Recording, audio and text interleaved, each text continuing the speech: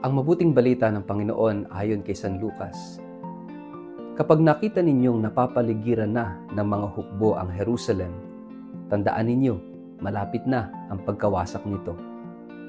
Ang mga nasa Judea ay dapat nang tumakas papunta sa kabundukan. Ang mga nasa bayan ay dapat nang lumabas. At ang mga nasa bukid ay huwag nang pumasok sa bayan, sapagkat iyon ang mga araw ng pagpaparusa bilang katuparan ng mga sinasabi sa kasulatan. Kawawa ang mga nagdadalang tao at ang mga nagpapasuso sa mga araw na iyon, dahil magkakaroon ng malaking kapighatian sa lupaing ito at darating ang pagpaparusa ng Diyos sa bansang ito. Mamamatay sila sa tabak at ang iba'y dadalhing bihag sa lahat ng bansa. Ang Jerusalem ay yuyurakan ng mga hintil hanggang sa matapos ang panahong itinakda sa kanila. Magkakaroon ng mga palatandaan sa araw, sa buwan, at sa mga bituin. Sa lupa, ang mga bansa ay masisindak at malilito dahil sa ugong at mga daluyong ng dagat. Ang mga tao'y hihimatayin sa takot dahil sa pag-iisip sa mga kapahamakang darating sa sanlibutan, sapagkat mayayanig ang mga kapangyarihan sa langit. Sa panahong iyon, makikita nila ang anak ng taong dumarating na nasa alapaap at may kapangyarihan at dakilang karangalan.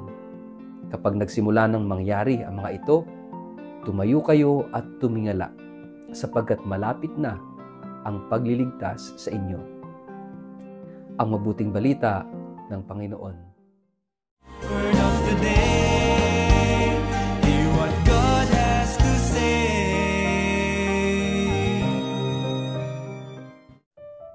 Mapagpalang araw po sa inyong lahat. Kumusta po kayo? Ang ating word of the day ay hope, pag-asa. Happy feast day po ng Our Lady of the Miraculous Medal. Sa isang mundong tila gumuho na, saan ka kakapit?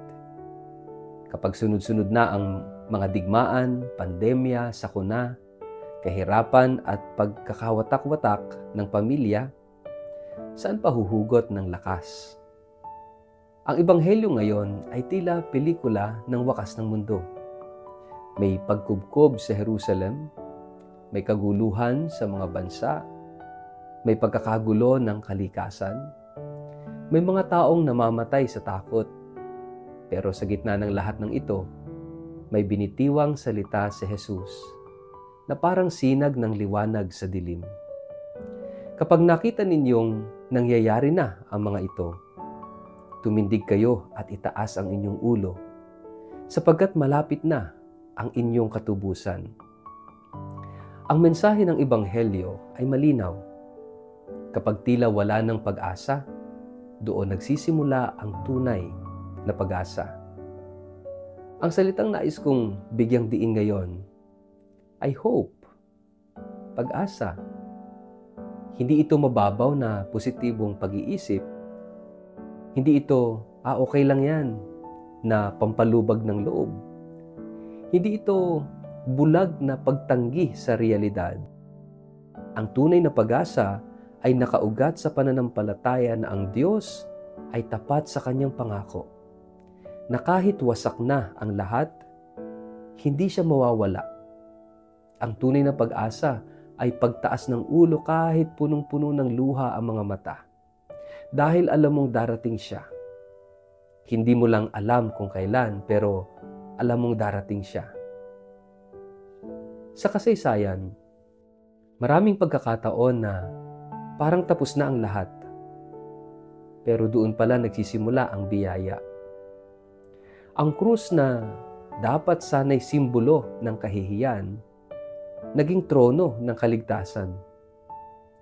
Ang groto sa Rue du Bac sa Paris, kung saan napakita ang mahal na birhen, ay kay Santa Catalina Labore noong 1830. Isang ordinaryong lugar, naging bukal ng himala para sa mundo.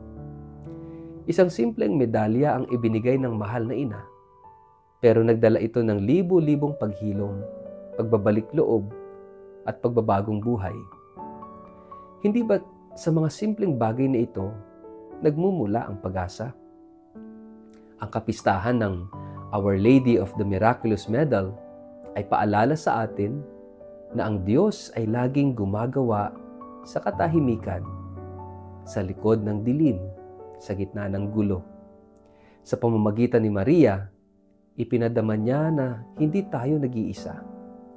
Si Maria, ina ng pag-asa, ay patuloy na inaabot ang mga nawawala, pinanghihinaan, nasasaktan, at nawawalan ng pananalig. Ang bawat sino mang tumatawag sa kanya ng may tiwala ay hindi napapahiya. Sa gitna ng kaguluhan, ang himala ay hindi lamang ang pagkawala ng problema, kundi ang pananatili ng puso sa kapayapaan. Ang himala ay hindi lamang ang pagbabalik ng lahat sa Diyos at sa ayos, kundi ang pananatili ng pananampalataya kahit tila magulo na yung lahat. Ang himala ay ang pag-asa na kahit sa kasalukuyan mong kadiliman, may liwanag na unti-unting lumalapit. Hindi ba ganito rin ang mensahe ni Jesus sa Ebanghelyo? Hindi niya sinabi na wala ng gulo. Hindi niya ipinangakong ligtas tayo sa lahat ng unos. Pero ang kanyang pangako ay ito: kapag nakita ninyong nangyayari ang lahat ng ito, tumindig kayo, itaas ang inyong ulo. Tumindig ka, huwag kang manatili sa pagkakadapa. Itaas mo ang iyong ulo, kahit may bigat sa dibdib, kahit may luha sa mga mata. Sapagkat ang Diyos ay parating na, at sa kanyang pagdating, wala nang luha, wala nang takot, wala nang pagkakahiwalay. Ang pag-asa ay hindi lamang tungkol sa kinabukasan. Ito rin ay lakas sa ating kasalukuyan. Ito ang nagbibigay ng dahilan para bumangon tuwing umaga, kahit walang kasiguruhan. Ito ang nagbibigay saysay sa bawat sakripisyo, kahit walang nakikita. Ito ang nagtutulak sa atin na magpatuloy sa paggawa ng kabutihan kahit tila walang nagbabago. Sapagkat ang paniniwala na darating ang Diyos ay sapat na dahilan upang mabuhay ng may dangal. Ngayong araw ng kapiyastahan ng Our Lady of the Miraculous Medal, alalahanin natin, ang bawat panalangin ay may kasagutan. Maaring hindi ayon sa gusto natin, maaring hindi sa panahong inaasahan natin, pero kung paanong dumating ang liwanag sa pamamagitan ng isang simpleng aparisyon, tiyak na darating din ang biyaya sa gitna ng ating kasalukuyang dilim. At doon natin makikitang ang totoong himala ay hindi ang pagbabago ng paligid, kundi ang pagbabago ng ating puso. Ang pagkakaroon ng matatag na pag-asa. Kaya nga mga kapatid, patuloy nating pagnilayan. Sa gitna ng mga personal nating unos, handa ba tayong tumindig at itaas ang ating ulo sa tiwalang malapit na ang tulong ng Diyos? Sa ngalan ng Ama at ng Anak at ng Espiritu Santo. Amen. O mahal na ina ng mapagpalang medalyon, ikaw ang ina ng pag-asa. Sa gitna ng aming mga pagdududa at takot, akayin mo kami papalapit sa iyong anak. Ipanalangin mo kami upang sa halip na mawalan ng loob, kami manalig na ang Diyos ay laging gumagawa ng himala sa katahimikan.